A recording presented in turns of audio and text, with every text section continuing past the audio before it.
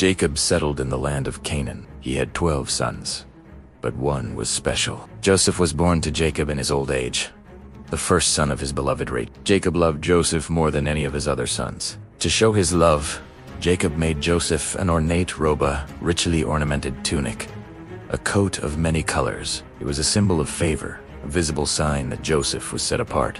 But this favor bred hatred. Joseph's brothers saw how their father loved him more, and they could not speak a kind word to him. To make matters worse, Joseph brought bad reports about his brothers to their father. He was not just favored, he was also a tattletale. The brothers' hatred grew deeper. This family was broken. Favoritism poisoned their relationships. Jealousy festered in their hearts. And Joseph, the favored son, had no idea what was coming.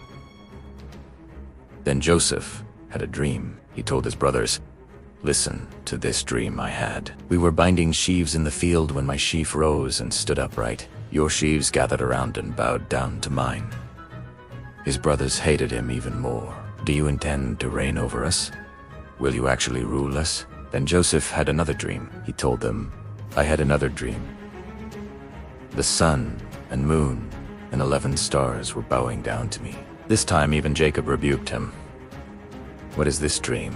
Will your mother and I and your brothers actually come and bow down to you?" Jacob kept the matter in mind, but the brothers burned with jealousy. The dreams were from God, revealing Joseph's future. But Joseph lacked wisdom in sharing them. His brothers now had more reason to hate him. They would not bow to him. They would silence him.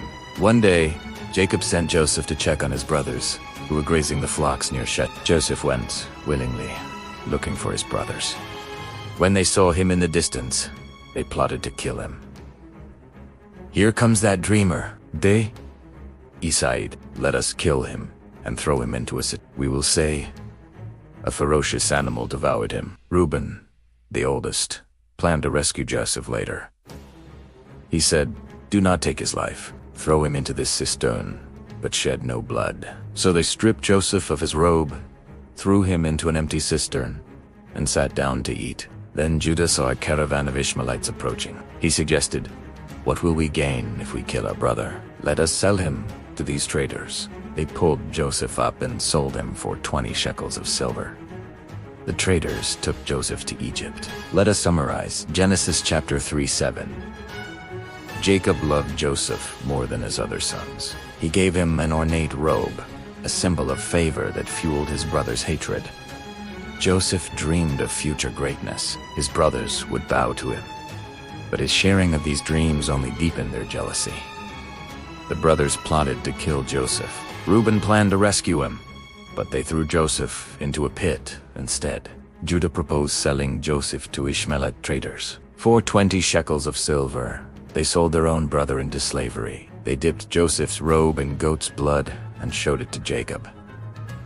Jacob concluded a wild animal had killed his beloved son. He tore his clothes, mourned many days, and refused to be comforted. Meanwhile, Joseph was taken to Egypt and sold to Potiphar, an officer of Pharaoh. The dreamer became a slave.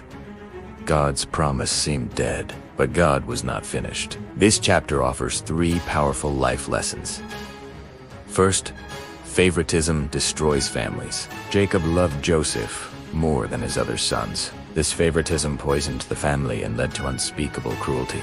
Parents must guard against showing preference. Every child needs to know they are loved. Favoritism breeds resentment and division.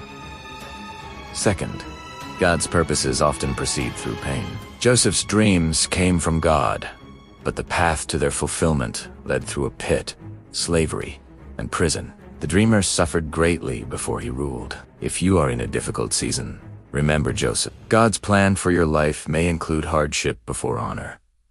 The pit is not the end of the story. Third, what others intend for evil, God intends for good. The brothers meant to destroy Joseph. They sold him out of hatred, but God had a larger purpose.